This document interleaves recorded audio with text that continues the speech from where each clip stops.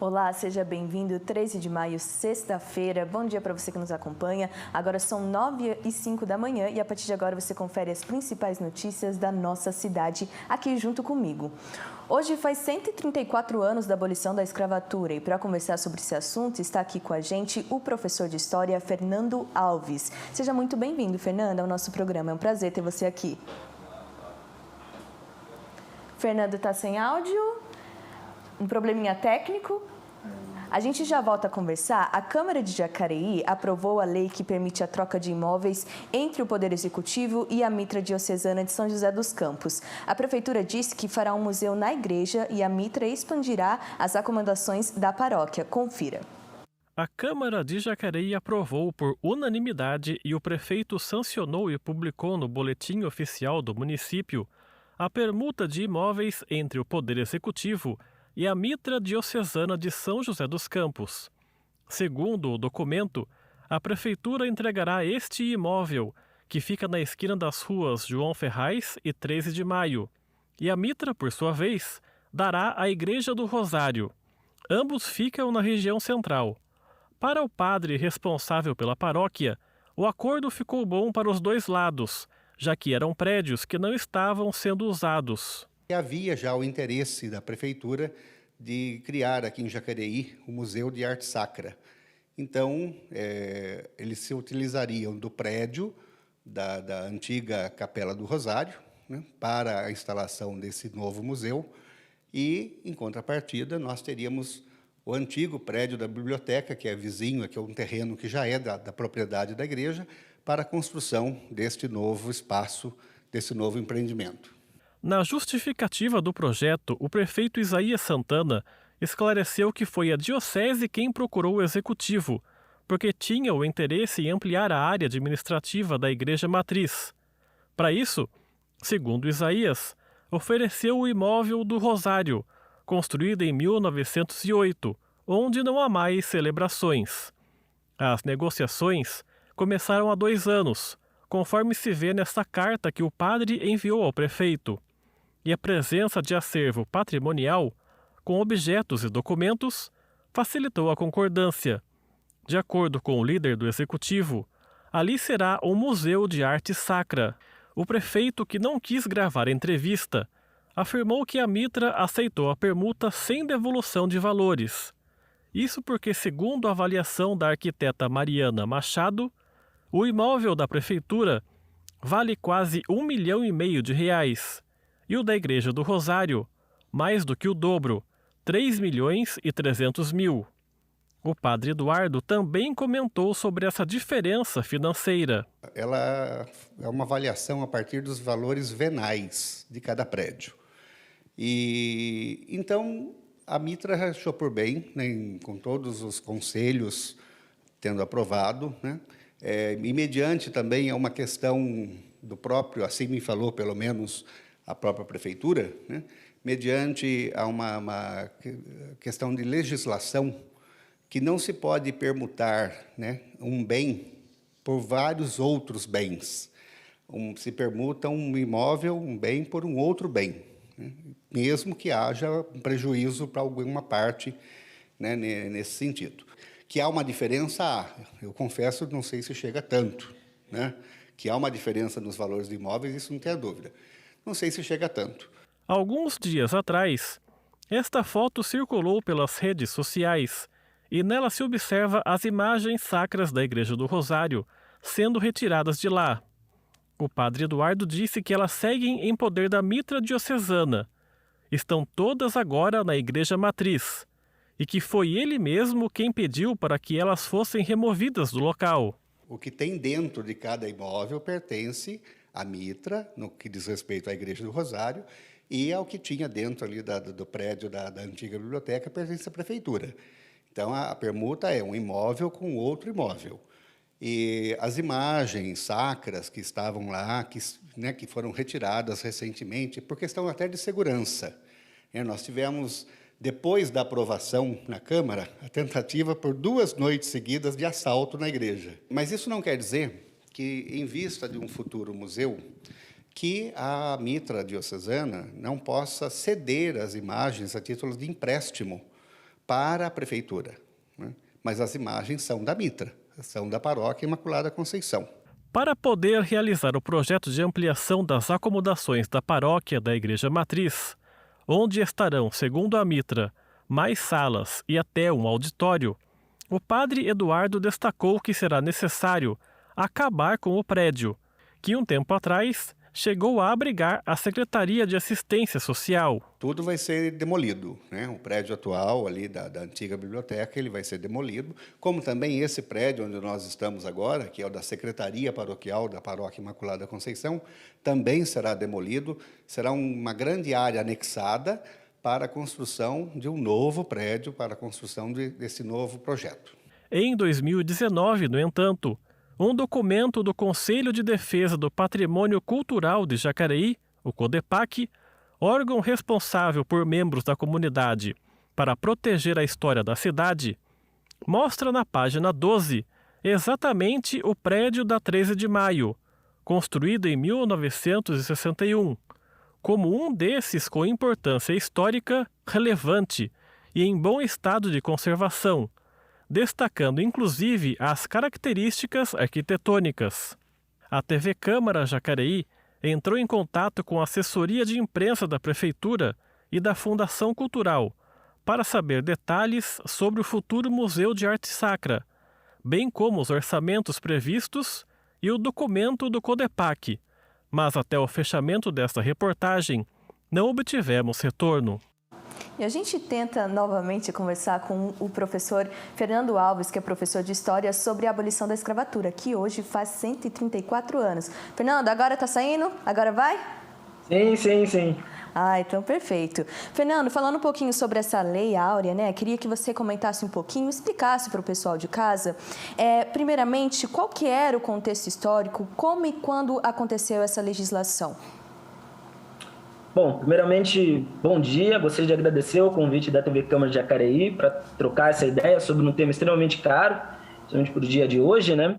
Porém, acho que a gente precisa fazer uma revisão histórica sobre o 13 de maio de 1888. Por que eu falo isso? Porque todo mundo entende o 13 de maio como um ponto final, a partir da assinatura da Lei Áurea. Porém, acho que a gente tem um monte de ponto e vírgula, uma série de pontos e vírgulas aí para discutir sobre a questão da assinatura da Lei Áurea e as futuras consequências com relação aos ex-escravizados pós-assinatura. Eu digo isso principalmente por quê? Porque a revisão histórica mais apurada, ela nos mostra, assim, bem farta a literatura, que a libertação do trabalho escravo em nações colonizadas do mundo, tal, e especificamente também no nosso país, veio com atraso em relação aos demais países da América, principalmente nós, que fomos o último país a fazer esse ato. Porém, ainda que setores mais reacionários da sociedade brasileira insistissem em resistir àquelas mudanças para manter o trabalho escravo, só para que vocês tenham uma ideia, em 1831 foi votado, por exemplo, o fim do tráfico negreiro. Porém, é bom que vocês saibam, por meio da Lei Feijó. Porém, além de não ser cumprida na sua efetividade, ela ficou conhecida como uma lei para inglês ver. Acho que essa famosa expressão vem justamente daí. E ela aconteceu e foi decretado devido justamente à Inglaterra ser uma ameaça aos interesses das elites brasileiras. Depois que a Inglaterra adotou medidas mais rígidas ainda, vendo que não houve o cumprimento da tal Lei Feijó, com a maneira de forçar o fim do tráfico negreiro no Brasil, foi decretada a Lei Eusébio de Queiroz, em 1850, que proibiu o tráfico negreiro no país, mas que, na verdade, só foi assinada para resguardar a soberania do Império. Portanto, percebam que nunca teve o intuito, a sua finalidade humanitária. E mesmo depois de promulgada, só após 3 anos que esse tráfico negreiro foi extinto no Brasil, ainda sobre a égide de um processo clandestino ainda de tráfico. Tá? Uma vez proibida o tráfico negreiro no Brasil, era do conhecimento das elites agrárias naquele dado momento, que a abolição da escravidão aconteceria inevitavelmente, né? Isso é bom também salientar. Por quê? Porque, no entanto, que foram tomadas uma série de medidas que resguardavam, uma série de atos normativos foram sendo criados que resguardavam as elites de mudanças bruscas. Portanto, o processo abolicionista ele aconteceu, foi de forma lenta, gradual e atendendo aos interesses dos grandes fazendeiros da época. Uma coisa também que é importante a gente colocar também, né, nessa discussão sobre o contexto histórico, visando essa transição, como aconteceu de maneira lenta no país, foi aprovada também em 1850, portanto, percebam que 1850 foi um ano extremamente importante nesse processo abolicionista, a Lei de Terras, que eu tenho comigo, que foi uma lei, foi concebida como uma forma de evitar o acesso à propriedade à terra, tanto por escravizados quanto por parte de futuros imigrantes. Eu acho que mais para frente seria legal a gente tocar um pouco mais a fundo, de maneira aprofundada, sobre essa questão pós-abolição. E ela estabelecia, por exemplo, uma coisa muito louca, né, que infelizmente a gente vê até hoje nos atos normativos relacionados à regularização fundiária de alguma maneira. Mas ela estabelecia, por exemplo, claro que sob uma égide de quem estava na correlação de forças, que as terras públicas elas deveriam ser vendidas por um preço suficientemente elevado para afastar poceiros e imigrantes pobres, e a posição dos latifundiários sempre foi em defesa de si próprio, tanto que foi vitoriosa na aprovação de lei de terras os pontos mais polêmicos de um projeto anterior que aconteceu em 1843, que em 1850 foi resolvido, como, por exemplo, o imposto territorial sendo abolido do texto final para os latifundiários, e bem como o limite para as posses registradas, portanto, serem alargadas cada vez mais. Na sequência de atos, de legislações, há a Lei do Ventre Livre, em 1871, que declarou livre os filhos de mães escravas que nascessem a partir daquela data, portanto, a partir de 1871. Isso o que acarretou uma outra fonte de reprodução da escravidão, e se estancou, né, que foi a reprodução demográfica interna. Dessa forma, houve uma estratégia, eu acho que abolicionista, gradualista, para acabar com a escravidão. Eu acho que esse gradualismo se resume na ideia de que a escravidão acaba quando o último escravo morrer, quando o último escravizado morrer. Essa era a estratégia do Império, até porque ali ninguém perderia dinheiro, mas aí é bom também salientar o ponto positivo do abolicionismo. Apesar de estar numa correlação de forças um pouco escassa, um pouco dificultosa, ela foi encabeçada por pessoas pretas, que vinha com a ideia de que não tem que esperar o último escravo morrer para acabar com a escravidão.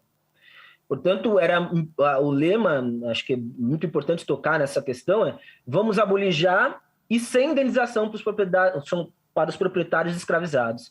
Acho que isso é de suma importância a gente trazer à tona, porque foi um movimento de extrema importância para esse processo de libertação, entre aspas, dos escravizados, mas que tem o seu ponto positivo quando pautou isso perante ao Império e sujeito a toda a correlação de forças que havia, né? Fernando, quando a gente fala sobre todo esse processo gradual dessa questão abolicionista, queria que você falasse agora um pouquinho, né? Você comentou um pouquinho sobre a teoria, essa questão da lei para o inglês ver e tudo mais. Mas na prática, quais foram os principais feitos dessas leis aqui no país, né? Tendo em vista que aconteceu a libertação, houve um acolhimento depois. Na prática, quais que foram as principais consequências e feitos no Brasil, tanto positivas quanto negativas também? É engraçada essa pergunta, eu acho que vem muito a calhar, né? Extremamente feliz, porque quando a gente pega assim, algumas pesquisas relacionadas aos atos normativos do Império até a República, quando a gente se depara com a Lei de 3 de maio de 1888, é engraçado que ela é decretada por meio de 2 artigos. Primeiro, é declarada extinta desde a data dessa lei a escravidão no Brasil, e segundo, revogam-se todas as disposições em contrário. Eu acho que é muito louco isso, né? Poderia ser um pouco mais objetiva no sentido de abarcar esses ex-escravizados após a decretação da sua pseudo-liberdade, porém não foi feita por meio do ato normativo. Eu chamo, e é bom trazer a figura da princesa Isabel, porque creio que a boa parte das escolas estejam reverenciando a princesa Isabel nesse dado momento nas suas escolas, porém, entretanto, todavia, é bom colocar esse ponto e vírgula, que ela nada mais foi do que um instrumento de assinatura de um ato normativo. Só. Portanto, ela que é como se fosse, devido às proporções, trazendo para a realidade de hoje, como se declarasse utilidade pública uma praça pública e o prefeito assinasse. Portanto, ela é esse instrumento. Porém, o pós-abolição da escravatura é o que nos leva a crer sobre uma ótica fundamental importância. Por quê? Tem um historiador que eu gosto muito, e aí me permita voltar um pouquinho para trazer depois à tona, entrar de maneira um pouco mais objetiva em cima da pergunta. Ele chama Luiz Felipe de Alencastro. E ele diz, e até em contraposição um pouco ao que eu disse anteriormente, que a liberdade ela estava posta, que a assinatura da Lei Áurea ela tinha a ótica sobre a ótica da liberdade, porém a reforma agrária é o que estava em jogo. Já que o debate sobre a repartição das terras nacionais havia sido proposto já pelo abolicionista André Rebouças, que é um engenheiro negro de grande prestígio, de grande importância, espero que vocês pesquisem sobre. Infelizmente, ele é pouco tratado tanto no ensino fundamental, médio, quanto no ensino superior. E a sua ideia, por exemplo, era criar um imposto sobre fazendas improdutíveis, aí entrando um pouco na sua pergunta especificamente, e distribuir as terras para os ex-escravizados. Junto a ele, teve um político também importante, que foi o Joaquim Nabuco, um advogado também muito importante, que é o Luiz Gama. Me permita abrir parênteses sobre o Luiz Gama, ele é conhecido como advogado. Infelizmente, a mãe dele é extremamente visibilizada. A mãe dele é conhecida como mãe do Luiz Gama, chama Luísa Maim. Porém, ela foi uma das grandes heroínas e uma das grandes encabeçadoras da Revolta dos Malês, um pouco antes. Então, acho que é bom a gente também reviver sobre a ótica desses personagens, porque por essa invisibilização que faz com que a gente caia nesse limbo, infelizmente. Mas trazendo um pouco mais à tona sobre a pergunta, e eles apoiaram essa ideia. Porém, os fazendeiros republicanos, e mesmo abolicionistas um pouco mais, digamos assim, moderados, eles fecharam com os latifundiados para não mexer na propriedade rural. E aí, com o advindo da Lei Áurea e tal, esse processo abolicionista ele teve pequenas variáveis entre os países escravocratas. Em geral, as elites locais elas tiveram controle sobre o debate, optaram pela gradualidade do processo, então leis como a do ventre livre, sexagenário, em respeito à propriedade privada. A maioria dos países indenizaram os proprietários escravizados no Brasil. A indenização ela era até feita de maneira indireta, mas dava também através de compra de produção cafeeira pelo governo federal. E com a preocupação com o alto contingente populacional negro, que houve esse fim do tráfico negreiro. E a proibição da imigração africana, incentivo à imigração europeia e uso de escravizados em conflitos. Eu acho que isso que é um ponto primordial quando a gente discute sobre o que foi feito pós. E a manutenção ainda do poder nas mãos dos brancos e de seus descendentes. Perfeito. Então, uma questão... A gente observa um objetivo diferente, vamos dizer assim, né, Fernando? Sobre essa questão das legislações e como isso afeta na questão que a gente vê hoje aqui no Brasil, né? Sim, sim. E aí, para trazer assim de uma maneira bem objetiva, de acordo com o cotidiano nosso dia a dia, por exemplo, a lei de terras é o maior reflexo de como isso se reproduziu depois na discussão sobre o território. Eu sei que vocês estão aí em plena discussão do plano diretor de vocês, né? Eu tive a oportunidade de participar do conselho gestor do plano diretor daqui de São José dos Campos. E eu acho que no momento que as cidades discutem os seus planos diretores, que isso fica muito nítido. A lei de terras vem à tona de maneira muito objetiva. Como eu disse anteriormente, eu acho que, trazendo um pouco, o plano diretor ele traz muito à tona os negócios urbanos versus as cidades socialmente justas.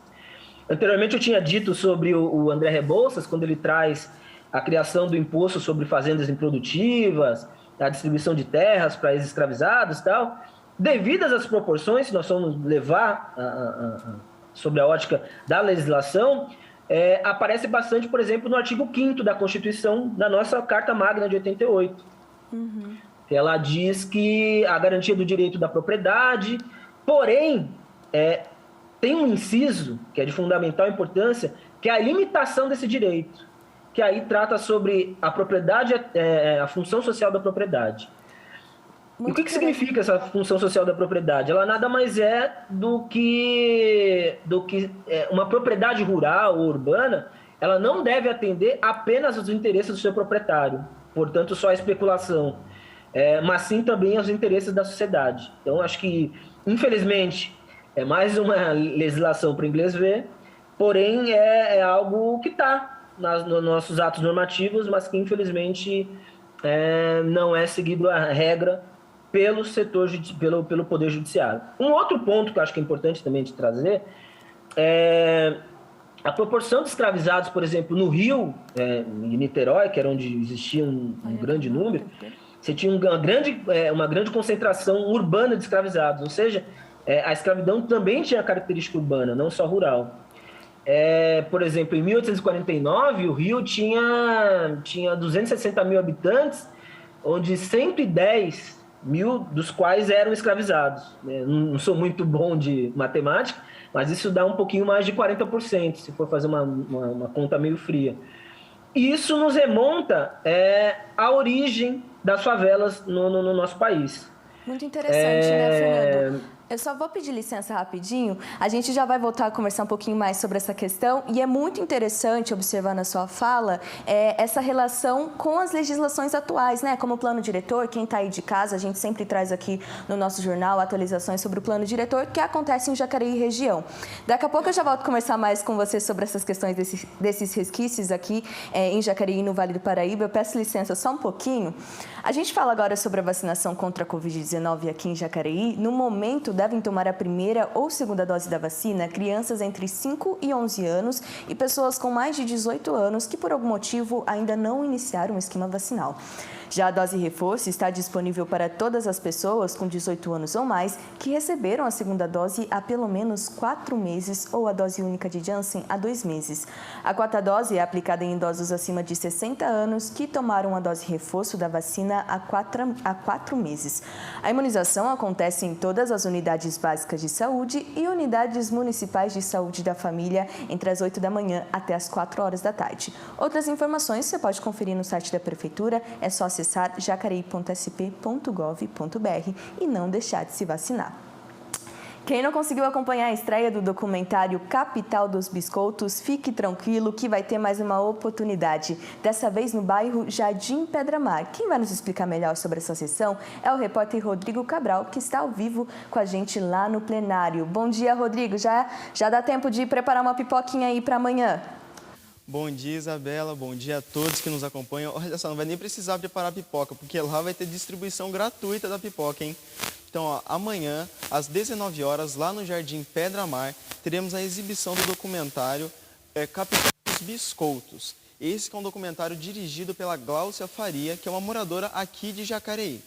Esse documentário vai retratar um pouco sobre a história, né, da fábrica dos biscoitos e a importância dela aqui para Jacareí. Então, se você quer ir lá, quer participar, acompanhar tudo isso, é só ir na Avenida Beatriz Junqueira, lá no Jardim Pedra Mar. Vai ser um cinema, então, ao céu aberto, né, com distribuição de pipoca, como eu já havia dito. Se você quer saber mais informações, é só acessar o Instagram deles, que é o @capitaldosbiscoitos. Voltamos ao estúdio. Muito obrigada, Rodrigo, pelas informações. Então, tem sessão aí para sábado para toda a família. Agora a gente vai conhecer, mostrar para vocês um pouco do trabalho desenvolvido no Instituto Dedicar, que atua na promoção de oficinas educacionais para crianças que estão passando por vulnerabilidade social aqui em Jacareí. Inaugurada em agosto do ano passado, a organização da sociedade civil Instituto Dedicar promove o desenvolvimento educacional e cultural de crianças carentes, vindas de diversos bairros de Jacareí, entre 7 e 12 anos de idade. Nós desenvolvemos a oficina de teatro, oficinas de música. Basicamente, nesse semestre, nós estamos com violão, dança, esporte, como taekwondo, que é um esporte que está sendo bastante praticado aqui pelas crianças. A oficina das emoções, que é uma das oficinas que vocês vão ver hoje em funcionamento. Oficina de artesanato. São oficinas que englobam aí a parte cultural também, educação e a cultura. O Instituto recebe as crianças de manhã e à tarde, no contratempo do ensino escolar, proporcionando refeições de qualidade, além de oferecer aos alunos espaços como sala de leitura, sala de aula, refeitório e quadra poliesportiva. A Ana Carolina e o Gabriel Henrique são irmãos. Moram no bairro Parque dos Príncipes e adoram participar das aulas promovidas pelo Instituto. Da de leitura, a educação física e a sala de jogos. São as mais legais que eu acho. E o que eu mais gosto aqui é as aulas de educação física, sala de jogos, as que eu gosto mais. Para o pleno funcionamento da entidade, atualmente, 32 colaboradores e voluntários se dedicam em prol das crianças. Entre eles, o Rodrigo, que se sente feliz em fazer parte do Instituto Dedicar. O sentimento que eu tenho é de gratidão. É aquele sentimento de poder ajudar o próximo, de fazer algo por alguém. Sair daquela rotina do dia a dia que a gente às vezes está acostumado, habituado, e por esse motivo, esse é o sentimento que eu tenho, é gratidão, é amor ao próximo.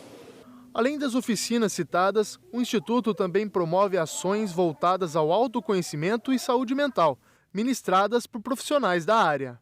Tem atividades de arte-terapia, tem atividades de pintura, recreação, porque as emoções, criança aprende brincando.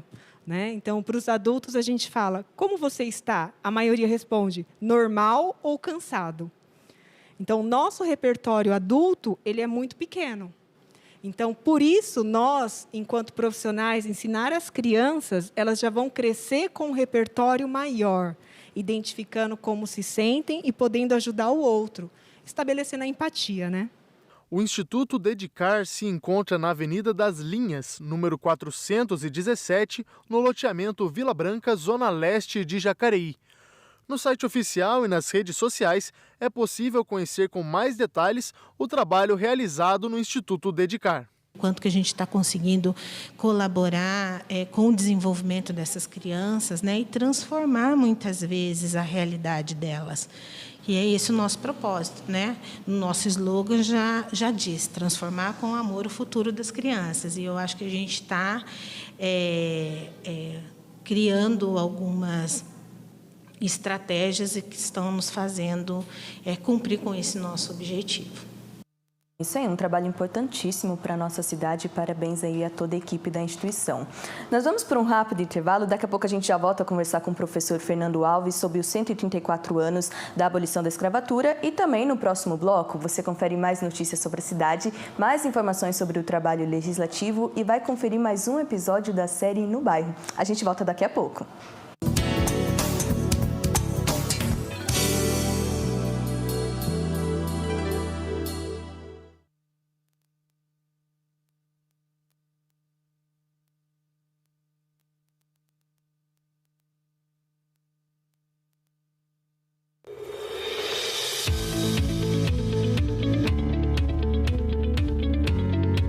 Acompanhe o trabalho dos vereadores de Jacareí no site da Câmara Municipal.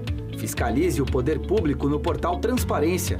Conheça os principais dados estatísticos da cidade no Fiscaliza Jacareí e fique por dentro das notícias da Câmara em jacareí.sp.gov.br. Hoje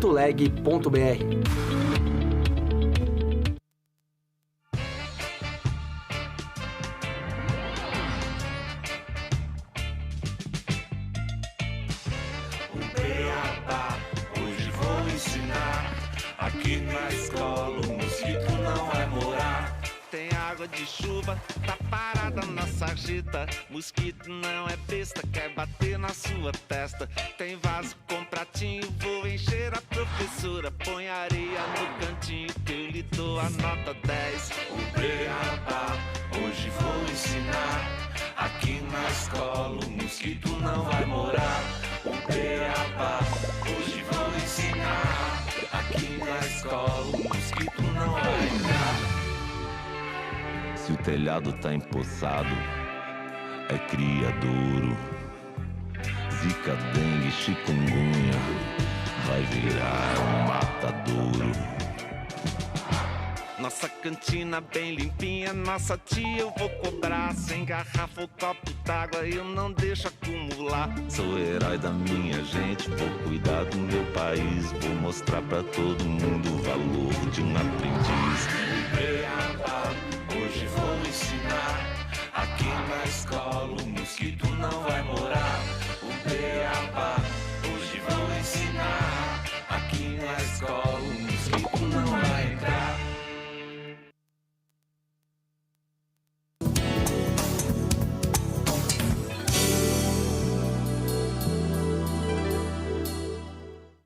Estamos de volta e a gente começa a conferir no parte dos trabalhos realizados pelos vereadores na 15ª sessão ordinária.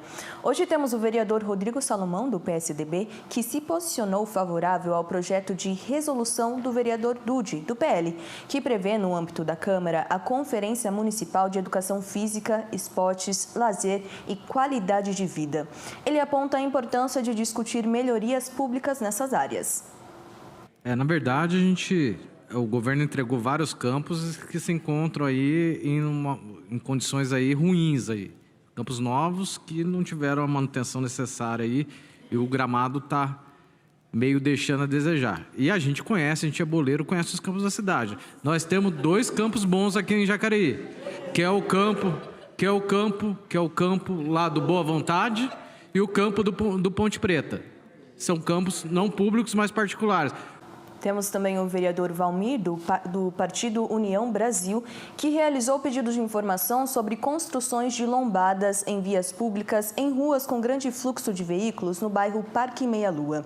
A construção visa diminuir a velocidade dos transportes de mobilidade, considerando, sobretudo, a quantidade de acidentes ocorridos no local. Acompanhe. Eu estou cansado de mostrar foto aqui e não ser concluída essa obra lá que é de lombada. E no domingo fui muito cobrado na feira sobre esse problema dessa lombada. Eu quero mostrar aqui também a rua Taquiota, no bairro Parque Meia Lua, também, que é onde todo mundo vai para Lagoa Azul 1, Lagoa Azul 2, Barra do Poço. É muito carro que passa lá. Então, Edinho Guedes, por favor, atende esse pedido, porque eu não aguento mais. Eu vou levar você num domingo na feira para você ver quantas pessoas vão falar com você lá. Mas se você for, né, Edinho? Estamos juntos ou não estamos? Vamos lá, cara. Mais sobre as sessões ordinárias e os trabalhos dos vereadores, você pode conferir no site da Câmara. É só acessar jacareí.sp.leg.br. Hoje nós estamos recebendo o professor Fernando Alves, que é professor de História. A gente está conversando um pouquinho sobre os 134 anos da abolição da escravatura. Fernando, tem bastante gente acompanhando você aqui nas redes sociais. Você está me ouvindo? Eu acho que isso que é o ponto... Fernando? Tá me ouvindo? A gente ainda teve um problema técnico novamente, mas é ao vivo, gente, acontece isso mesmo. A gente vai agora para uma nota sobre a Prefeitura de Jacareí, que, por meio da Secretaria de Saúde, realizará amanhã, dia 14, o dia D, de combate à dengue no bairro Rio Comprido. Atualmente, Jacareí tem 182 casos confirmados, sendo que 140 são de moradores desse local. Assim, o evento faz parte de uma série de ações integradas de combate à doença que estão sendo realizadas durante os meses de abril e maio maio, em paralelo à campanha de rotina. A programação, que começa às 8 da manhã, é aberta ao público e será realizada na rua Minas Gerais, número 133, no bairro Rio Comprido. As ações da Prefeitura envolvem passagem do caminhão catatreco, monitoramento das casas e até mesmo atividades recreativas. Para conferir outras informações, como a programação completa, é só acessar o site da Prefeitura, jacareí.sp.leg.br. E foi na região central de Jacareí que a história do município começou a ser escrita. O coração da cidade carrega memórias, abriga a maior parte do comércio e é onde está a residência de mais de 23 mil pessoas. O No Bairro apresenta o centro da cidade. Toda a história de Jacareí começa aqui, na região central. A Praça Conde Frontin, bem em frente à Igreja do Bom Sucesso, é considerada o marco zero. O município foi crescendo ao longo dos anos, mas o centro sempre foi pioneiro. O Mercado Municipal, a Santa Casa de Misericórdia, o Museu de Antropologia do Vale do Paraíba, as igrejas, os parques. É aqui que o jacareiense encontra parte da própria essência e admira, na rotina do dia a dia, as histórias que se cruzam nas praças e nas ruas do coração de Jacareí. O No Bairro de hoje apresenta o centro da cidade.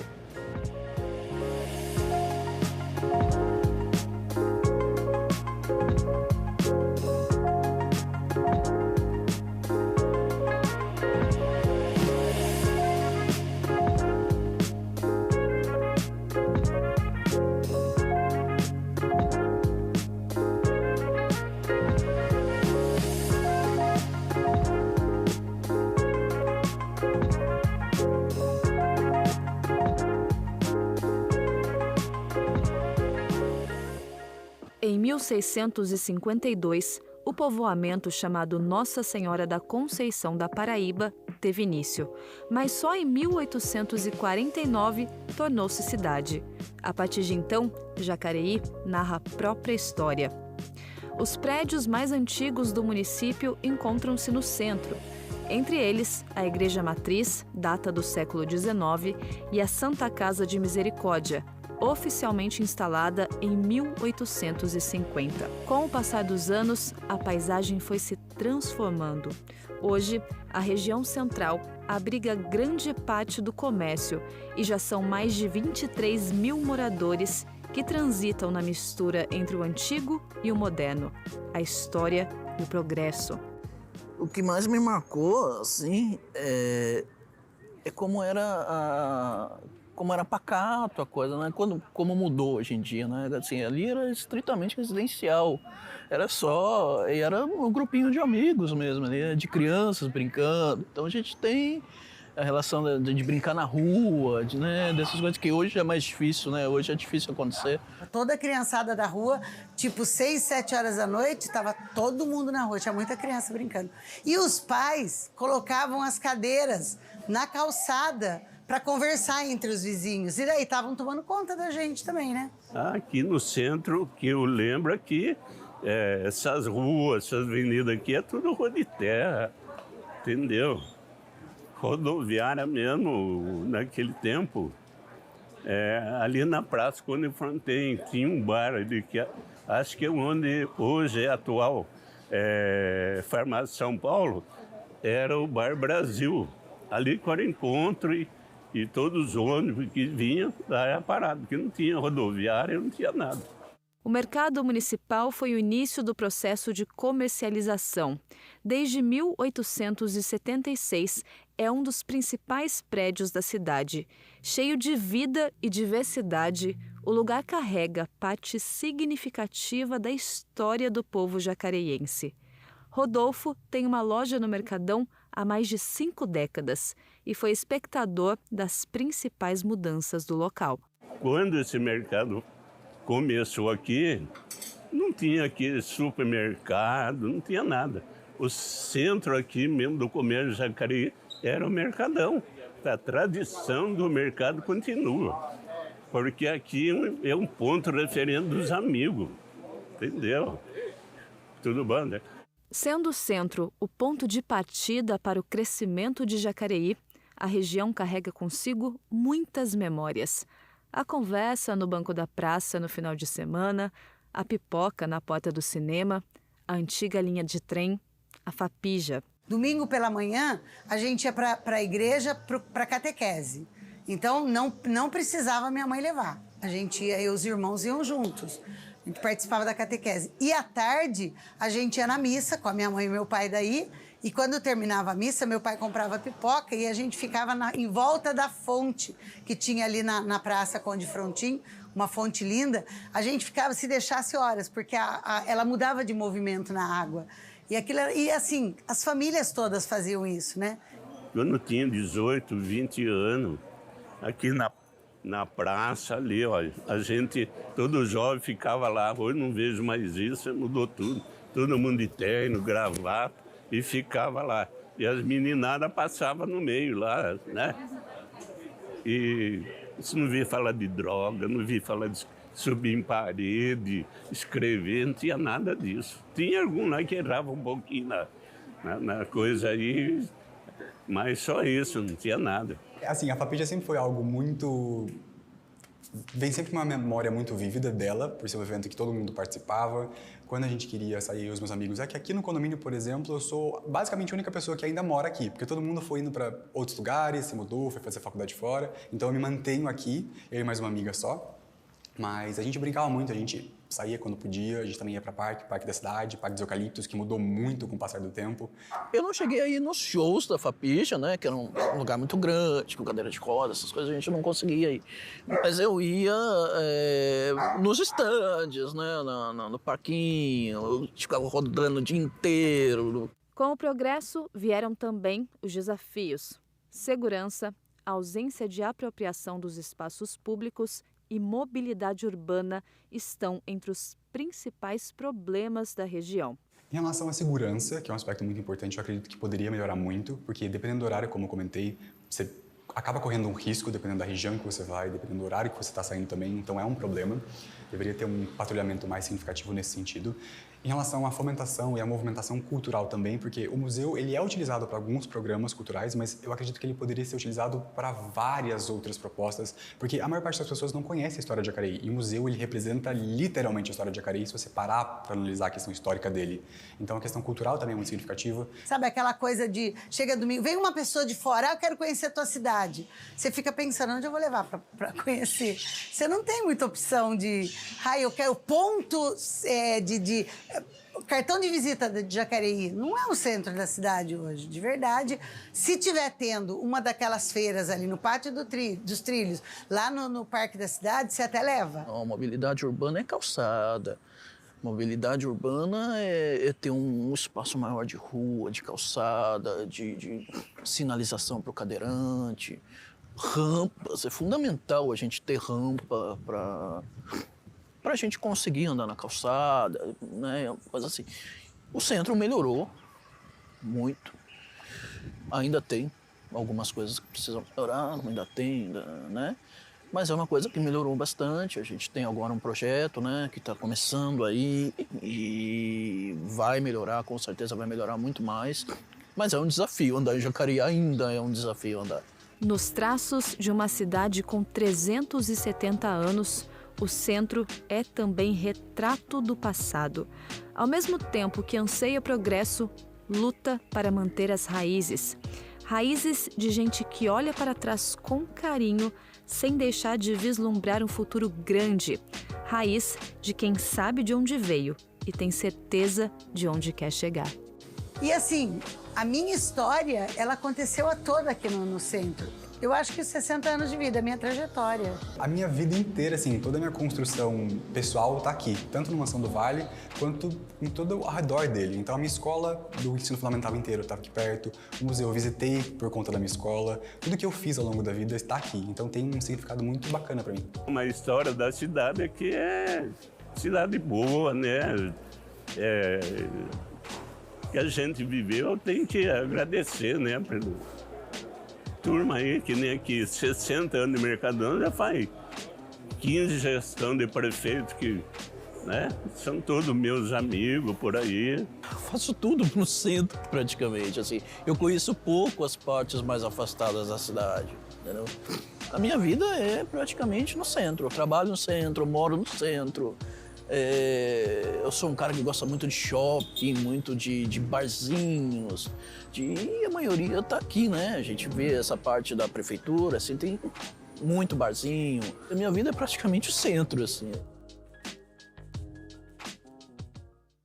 É isso aí, Jacareí também é uma cidade histórica e você pode acompanhar outros no bairros, é só acessar o YouTube da nossa TV, só pesquisar ali no YouTube e Facebook TV Câmara Jacareí.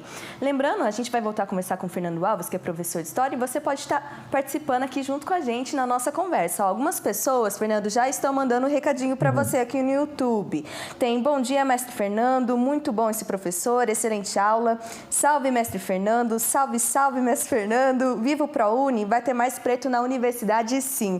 E por fim, a gente tem aqui a Mayra Moreno, voltou, Dali Fernando, agora voltou, Mayla. A gente vai voltar a conversar um pouquinho. A gente tem um dado aqui, Fernando, é que por cerca de 350 anos, o país teve mais de 4,5 milhões de escravos africanos. Um dado muito assustador, né, Fernando? Quais são os principais resquícios dessa escravidão que a gente observa não só no Brasil, mas aqui em Jacareí e região, que tem todo um histórico também ligado a essa questão da escravidão? É extremamente importante essa questão que você levantou, porque um dos resquícios assim, bem objetivos, como eu estava dizendo anteriormente, a origem das favelas ela se deu, primeiro, devido a esse processo de abolição da escravatura, e teve um fator, um evento histórico também de fundamental importância, que foi a Guerra de Canudos, que também fez com que acelerasse esse processo das pessoas irem para as áreas mais afastadas das cidades.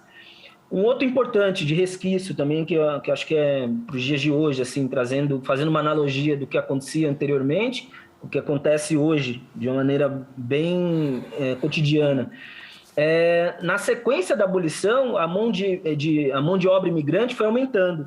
Portanto, muitos ex-escravizados ficaram fora do mercado de trabalho, até devido a não ter acesso à educação, porque era um dos atos normativos anteriores à Lei Áurea, era que os escravizados não tivessem acesso à educação, portanto, não tiveram cidadania plena, se a gente for levar estrito sensu falando. Só para vocês terem uma ideia assim, sobre essa questão do analfabetismo com resquício para o Brasil e consequentemente, para a nossa região, o voto do analfabeto ele foi proibido em 1882, ainda no Império, porém só em 1985, por exemplo, 4 anos antes de eu nasci em 89, que o voto dos analfabetos foi permitido. Nossa, isso é muito... Só para vocês terem uma ideia de como isso é extremamente grave com relação ao atentado à cidadania plena de uma pessoa. Um outro exemplo também de resquício é a lei dos vadios e capoeiras, que até a abolição da escravatura, a lei punia os praticantes de capoeira ou as pessoas que ficavam na rua com penas de 300 açoites, calabouço. E essa punição ela continuou, mesmo com o fim da escravidão, de 89 a 1937, a capoeira, por exemplo, era crime previsto pelo Código Penal, que é uma coisa assim, que não dá nem para imaginar. Ou seja, uma simples demonstração do jogo da capoeira dava 6 meses de cadeia. Se a gente for colocar devidas as proporções, novamente, é o que aconteceu com o samba no Rio de Janeiro, é o que aconteceu com o hip hop, com o rap, principalmente aqui no Sudeste, em São Paulo e tal, e o que acontece com o funk hoje em dia. A criminalização das manifestações culturais produzidas por quem tem um determinado CEP e por quem tem uma determinada cor da pele. É disso que se trata algumas questões relacionadas aos dias de hoje, mas que foram atos normativos em outrora, que não é hoje, porém que a força do Estado, a força repressora do Estado entende como tal. Então, acho que esses são alguns resquícios, assim, infelizmente, que acontecem ainda hoje. Acho que todo mundo tem acompanhado os noticiários. Mas agora uma coisa que é importante também colocar sobre a ótica da importância, durante o Segundo Reinado, que foi de 1840 até 1889, o Brasil se destacou na produção e exportação agrícola, principalmente através do café na região do Vale do Paraíba, que, para quem não sabe, o Vale do Paraíba foi a base econômica do Império, que devido ao seu capital pôde colocar assim, em ação os pensamentos de crescimento, civilização, como, por exemplo, as ferrovias, as implementações das indústrias, enfim. Eu sei que para vocês é um personagem extremamente caro aí de Jacareí, que é o Gomes Leitão. Tem até um solar aí, que hoje, se eu não me engano, é onde a fundação tá, se eu não me engano, acho que é isso, né? Fundação de Jacareí, é o solar do Gomes Leitão, que foi comprado pelo governo do estado de São Paulo, né? E eu tenho percebido, tanto por pessoas aí de Jacareí, algumas pessoas daqui de São José, uma movimentação interessante no sentido de provocar o poder público na tentativa de revisionar esse indivíduo. E eu acho que isso é extremamente importante no que tange a ressignificar algumas coisas. Para quem não sabe, o Gomes Leitão ele foi um grande fazendeiro que dominou a região do Alto Paraíba, aqui nós, proprietário de vasta extensão de terras. Em Jacareí foi comerciante, negociante de café, banqueiro, inspetor de obras, vereador, delegado, juiz. Ele era um contínuo de si mesmo, né? E, não menos importante, ou mais importante, considerado o maior escravocrata do norte da nossa província, que tinha como esse negócio um dos seus mais lucrativos. Portanto, a compra e venda de escravizados era algo para ele extremamente rentável, ao ponto de fornecer escravizados para inúmeros cafeicultores daqui da nossa região, do Vale do Paraíba, principalmente o Vale Histórico, tal. Porém, eu acho que também é bom levantar um personagem que é importante quando a gente traz à tona a discussão dos resquícios, que ele é um personagem extremamente invisibilizado, que eu peço para que vocês procurem, pesquisem. Está nas pesquisas de duas professoras próximas a nós aqui, da Univap, que é a Papali e a Valéria Zanetti, que tem uma série de pesquisas relacionadas ao processo abolicionista, de escravidão, aqui no Vale do Paraíba. E esse personagem é o Luiz Simão. Ele era um comerciante, empresário e tal, que juntamente com profissionais liberais, bacharéis, militares, membros das classes médias urbanas, se converteram ao abolicionismo na virada dos anos de 1870 a 1880, e que ajudou a fundar o Clube Abolicionista em Jacareí em 1887, que tinha esse objetivo de angariar fundos para comprar cartas de alforria de escravizados, e ajudando até em rotas de fuga, enfim. E ele foi inspirado, isso que é muito interessante, pelo Clube do Capim, que aconteceu em Pernambuco anos antes, que tinha esse nome no sentido de fazer roer o cupim pelo seu interior. Eu acho isso muito, muito interessante, porque era isso que eles conseguiram fazer naquele dado momento para ajudar nesse processo abolicionista. Então, eu tenho comigo que esses resquícios eles estão cada vez mais nítidos, por meio, desde que não houve um planejamento e nem formas para promover a inserção social do negro, ou seja, ele sempre permaneceu marginalizado. Além de constituir a maior parcela da população, o negro permaneceu sem ser reconhecido como cidadão, raras vezes pôde ter acesso à educação e, consequentemente, arranjar um bom emprego, ter condições de adquirir uma moradia segura, enfim. Mas aí eu queria tocar principalmente num ponto, que eu acho que esse é o ponto para fazer o desfecho de qual foi o maior resquício oriundo desse processo de escravidão. Foi a violência étnica por meio da repressão policial. Algumas pessoas acham que foi um tema de outrora, esses açoites que houveram nos escravizados, porém é um tema extremamente importante para a nossa contemporaneidade, até porque existe. A violência étnica, ela existe, ela é fortalecida por uma parcela da sociedade brasileira. Por exemplo, isso fica evidenciado no nosso cotidiano, acho que é nítido e notório, quantas pessoas pretas e pretos estão nas nossas cadeias, e como é a grande diferença a respeito da política de segurança pública despendida para brancos e negros. Uhum. de como é tratado esse processo, de como chegar de como a repressão policial chega num branco e chega num negro. Então, independente das características físicas, o que mais dissemina a seletividade racial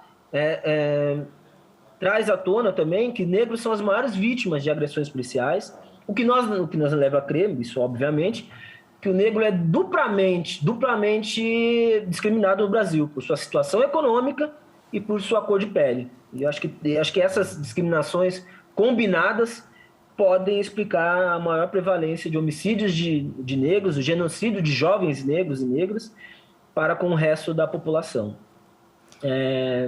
E aí, rapidamente, agora me veio em mente uma outra coisa, um outro resquício também que é importante, que a gente trazer agora, me veio em mente, porque esse ano, para quem não sabe, a gente precisa revisar a lei de cotas pela legislação que aconteceu em 2012, a lei de cotas, 10 anos depois precisa ser revista. Pesar os seus prós, seus contras.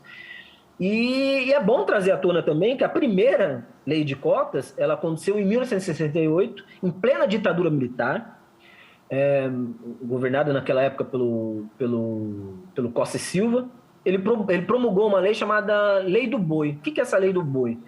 Onde muitos agrônomos e veterinários aqui do Vale do Paraíba, portanto, resquícios aqui do Vale do Paraíba, do processo abolicionista, da escravidão, todo esse processo, com mais de 65 anos, portanto, agrônomos, veterinários com mais de 65 anos, foram formados em universidades públicas gratuitas e que entraram nessas universidades, nesses institutos agrários, tal, devido a essa cota estabelecida em lei, que, para quem não sabe, era destinado a filhos de fazendeiros, agrônomos, donos de terras do nosso país. Então, é bom que todo mundo entenda que tenho certeza de que essa lei de cotas não foi feita para os pobres.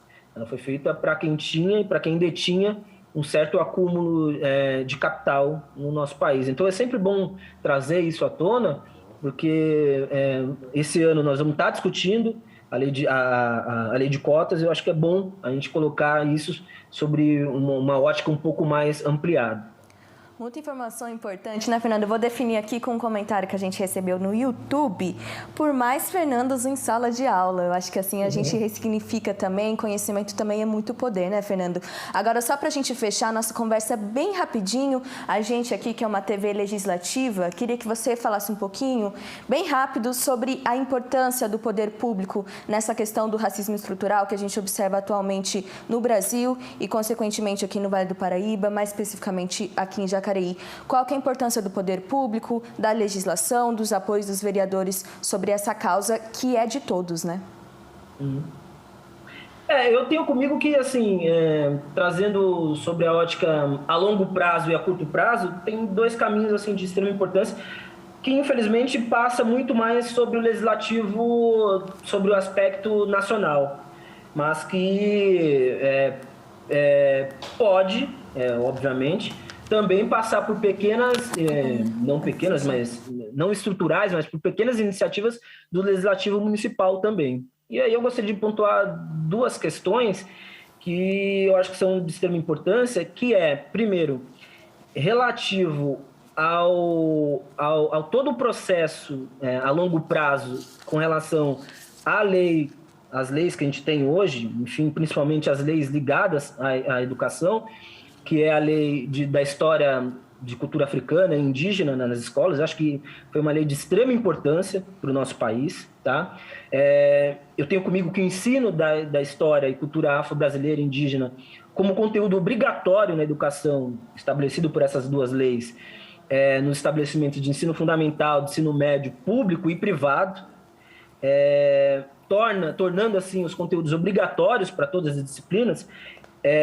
Essa implementação dessas duas leis exigiu uma reformulação nas práticas pedagógicas. Portanto, eu acredito que o Legislativo Municipal é de extrema importância provocar o Executivo no que tange a aplicabilidade dessa legislação de maneira bem objetiva na sala de aula. Eu percebi, até vi uma postagem ontem da Prefeitura de Jacareí, que está sendo adotado de maneira gradual o ensino de história afro e indígena nas escolas por meio dos livros. Não sei como está sendo isso na aplicabilidade, mas tenho percebido uma intenção do poder público nesse sentido. Eu acho que cabe ao legislativo também provocar essa questão ao executivo. E outra, de fundamental importância, que eu acho que é para agora, é urgente, devido a tudo que a gente tem presenciado, seja no campo de futebol, seja um vídeo que foi passado ontem, de uma pessoa agredindo um ambulante negro.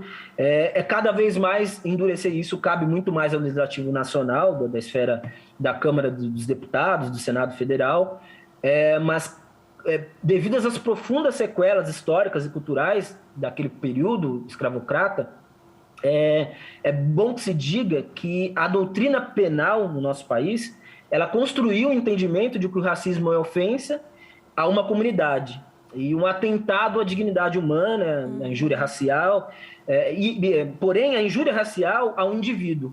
Eu acho que essa dicotomia entre esses dois fatores atingiu uma honra subjetiva. Porém, a clássica injúria simples tem uma das suas tipificações mais antigas no direito penal brasileiro, para vocês terem uma ideia. Mas eu acredito que, ao contrário da calúnia e da difamação, a injúria não pode admitir mais retratação para reparar ou minimizar o mal causado.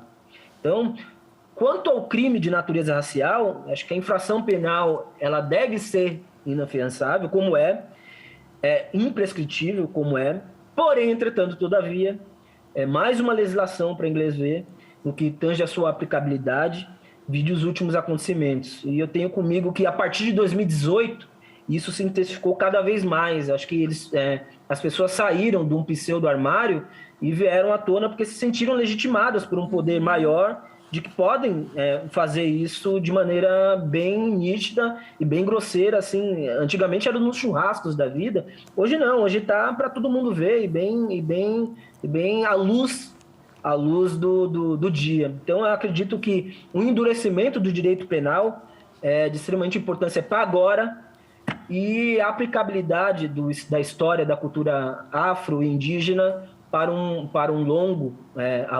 longo prazo sejam dois caminhos assim que podem andar de maneira objetiva, para que isso seja cada vez mais estipado da nossa sociedade brasileira de maneira bem latente e bem considerando cada vez mais a autonomia de cada um desses processos, tanto o processo de aprendizagem a longo prazo, quanto a efetividade de um direito penal brasileiro que cumpra o seu dever relacionado à questão do racismo no nosso país. Perfeito. Fiscalização, então, e penalidade, isso, claro, incluindo aqui Jacareí. O Fernando comentou um pouquinho sobre o progresso que está acontecendo aqui na nossa cidade, sobre a Subsecretaria de Igualdade Racial. Você pode encontrar mais informações também por meio do site da Prefeitura, é só acessar lá jacareí.sp.gov.br.